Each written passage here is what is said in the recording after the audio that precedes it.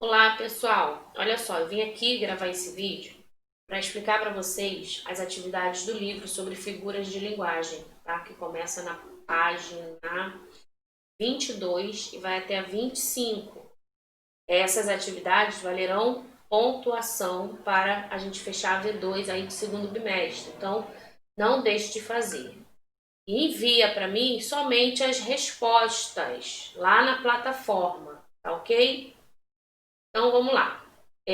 Pega o seu livro aí, eu não vou dar resposta hoje, eu não vou corrigir, mas eu vou te orientar. Algumas coisas que eu vou falar aqui, de acordo com as atividades, vai te servir, tá? Você vai entender melhor. Então pega o seu livro para você me acompanhar. Página 22, tá? Enquanto eu faço aqui a transição do que eu quero. Então, olha só, já peguei o livro, né? Já estou colocando aqui na tela para você. Como a letra vai ficar pequenininha, pega o seu livro aí para você me acompanhar dentro do que eu vou falar, tá? Então, olha só, na página 22, você tem um primeiro exercício que apresenta aqui um slogan, né? Uma propaganda, pode ser de pet shop, por exemplo. E diz assim, ó, banho e tosa. Aqui o seu cão sai um gato. Então, observe o seguinte. Para convencer os possíveis clientes a contratar seus serviços, o comerciante ele faz uso de uma figura de linguagem, né? Você vai ter que identificar. Ela é uma comparação, uma metáfora, uma onomatopeia ou uma ironia. E aí você pode relembrar, né, o conceito de cada uma delas. Observa aqui, ó. Aqui o seu cão sai um gato. Será que ele está comparando? Mas aí eu preciso lembrar, para haver comparação tem que ter o conectivo como, por exemplo, né? E aqui no caso não tem, entendeu? Então você vai lembrando das regrinhas, né? Dos conceitos. Metáfora, eu estou dizendo que alguma coisa é ou parece ser. Vamos ver, aqui o seu cão sai um gato. Vamos lá, calma aí. Onomatopeia, não tem nada de onomatopeia aqui. Ironia, também não. Então só pode ser uma dessas duas. E aí você vai aí identificar. Aqui embaixo você vai explicar por quê, né? Explique de que forma a figura de linguagem pode funcionar como um recurso argumentativo. O que é isso, gente? Recurso argumentativo. Ou seja, por que ele se utilizou dessa figura de linguagem aqui para explicar, né? Por que aqui o seu cão sai um gato? Por que ele está realizando essa figura de linguagem aqui? Quando você diz assim, fulano é um gato, o que você pensa sobre isso? O que você entende? O que a pessoa quis dizer? Né? Se utilizou do animal gato, por quê? Tá? Então é dentro dessa ideia que você vai explicar aqui. Na letra C, você vai reescrever o texto da placa empregando uma comparação. Então, olha aí a dica, né? E a gente já sabe que a figura de linguagem que utiliza a comparação se utiliza dos conectivos, como, qual, cujo. Então, você vai se utilizar aqui da melhor forma dentro desta frase aqui para escrever a sua comparação aqui, tá? Agora você vai criar um slogan publicitário utilizando uma das figuras de linguagem que foi estudada anteriormente. Então, você vai criar uma propaganda igual tá aqui, você pode escrever só a frase, né?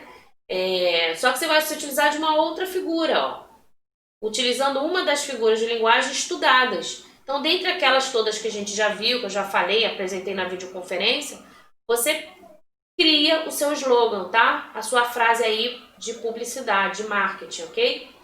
Vamos para a página 23. Então, sendo rapidinha, porque a minha ideia aqui é só trazer alguns esclarecimentos para você, tá? Deixa eu ver se eu consigo aumentar isso aqui, porque quem tiver sem o livro aí me acompanha aqui, né? Deixa eu ver se eu consigo aumentar.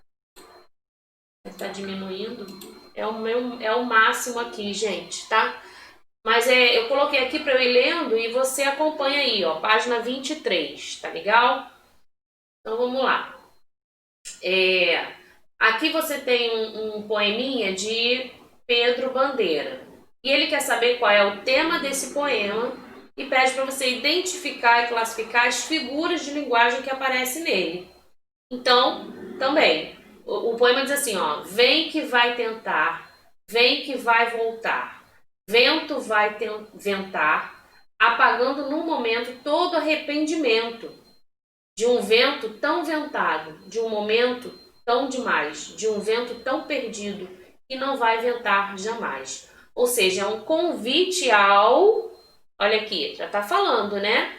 Então esse é o tema do poema, né? Vem, volta, porque o que é se arrepender, gente? Eu me arrependo não é só com palavras, é não praticar mais aquele erro, não é isso? Então esse poema aqui é um convite a esse arrependimento, tá? Ele pede para você identificar também as figuras de linguagem que aparecem aqui. Repara que tem expressões que se repetem, ó, vem que vai, e eu já expliquei sobre esses termos que se repetem numa das aulas, né? Tem link de videoaula, tá? Tem os slides, tem, enfim. Então dá uma olhada lá, tem no livro de vocês também, você vai encontrar aí as figuras de linguagem que aparece aqui, ok? No exercício 3, olha que legal, tem um fragmento também de um poema e ele é todo cheio de sons, imitando, né, os sons. Então diz assim, o serrote hack rock, ó, hack rock, o martelo pam pam pam, a lixa cochicha cochicha cochicha, na clara luz da manhã. Você vai identificar as onomatopeias, e a gente sabe que as onomatopeias é justamente aí, né, o som dos objetos, das coisas, né, e vai explicar o uso. Por que ele usou hack? Remete a que som? O pam, pam, pam, remete a que som? Cochicha, cochicha, cochicha. Apesar disso aqui não ser onomatopeia, mas esse termo, né, ele nos lembra o som de quê? Ó, a lixa, cochicha, cochicha. Então, reparou? Esse som aí, consonantal, né, nos remete o quê? A lixa, né, lixando, cochicha, cochicha, tá? Então, você vai explicar isso aqui tudo direitinho. No terceiro verso, que palavra foi utilizada para representar um som? Então, tem, ó, 1, 2, terceiro verso. O verso é a frase, né, do poema, tá? E aí ele pergunta que palavra, então, foi utilizada aqui para representar a onomatopeia. Eu, inclusive, já falei, já expliquei, né? Na letra C, em sua opinião, o que esse poema pretende representar? Tá? E aí você escreve aqui o que você entendeu. Vamos para 24, terminando aqui. Tá?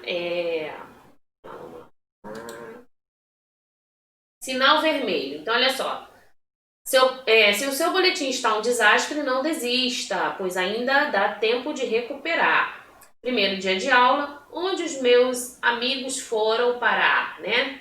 Espera aí, divisão silábica, eu já vi isso. Redação de férias igualzinha do ano passado e a professora de português é a mesma. Isso é o que acontece quando repetimos de ano, o ano, né? Então aqui, identifique e explique as expressões de sentido figurado, tá? Usadas no título. Então ele quer saber isso aqui, ó. Sinal vermelho, né?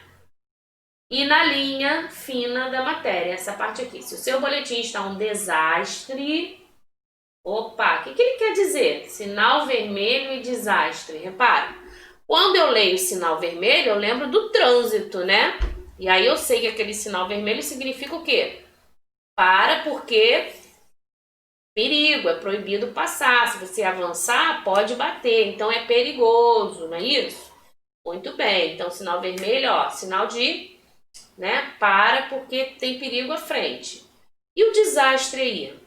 E deu ruim, né? Esse desastre aí é uma coisa que não era para acontecer, infelizmente aconteceu, por falta de estudo, de atenção, enfim.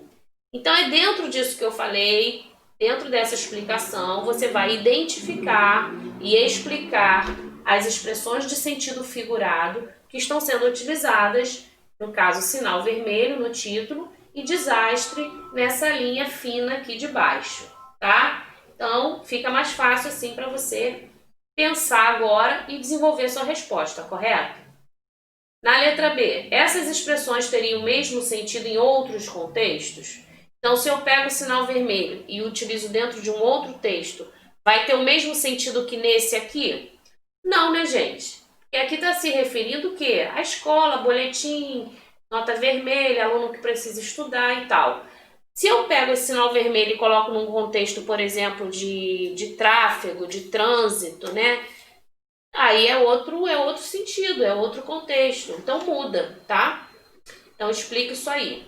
No exercício 5, tem outro trecho aqui. Você vai explicar o emprego dos recursos da linguagem figurada. Repara, a maioria dos exercícios é para você explicar, né? Explicar sempre assim, por que usa metáfora? Por que usa aqui a comparação? Houve uma comparação aqui e aqui. Por que aqui é uma antítese? Né? Por que aqui existe uma hipérbole? Tá? É o exagero das coisas, antítese, as palavras, né, contrárias, sentido contrário. Então isso você vai perceber na sua leitura atenciosa, tá? É lógico que a dica é, antes de fazer essa atividade aqui, dá uma estudada lá nas videoaulas que eu deixei, ok?